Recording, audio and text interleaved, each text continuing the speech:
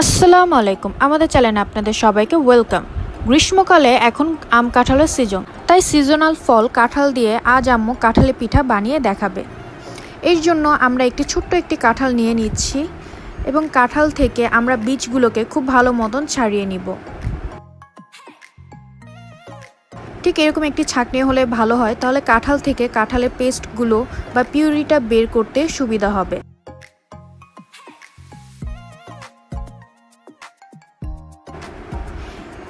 ঠিক এইভাবে আপনারা কাঁঠাল থেকে কাঁঠালের পিউরিটা বা পেস্টটা বের করে নেবেন।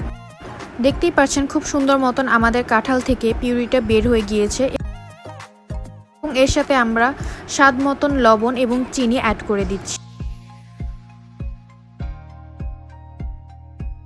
পরবর্তীতে 1 চা চামচ পরিমাণ কর্নফ্লাওয়ার দিয়ে নিচ্ছি এবং চালের গুঁড়ি দিয়ে নিচ্ছি।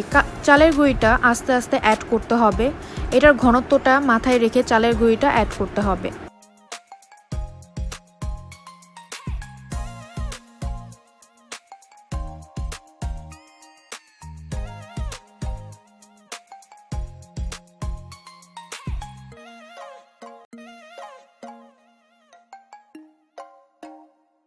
ঘনত্বটা যখন এরকম হয়ে যাবে তখন বুঝে নিতে হবে পিঠাটা পারফেক্ট হয়েছে।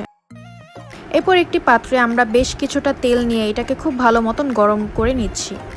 এরপর পেঁয়াজুর মতন ছোট ছোট দিয়ে আমরা ভেজে নিব। আপনারা চাইলে সাইজটা একটু বড় করেও দিতে পারেন, বাট আমরা ছোট ছোট করে দিয়ে নিচ্ছি।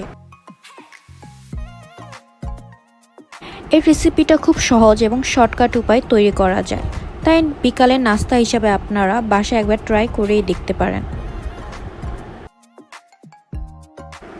এরপর এটাকে খুব ভালো মতন গোল্ডেন ব্রাউন যখন হয়ে যাবে তখন এটাকে তুলে নিতে হবে।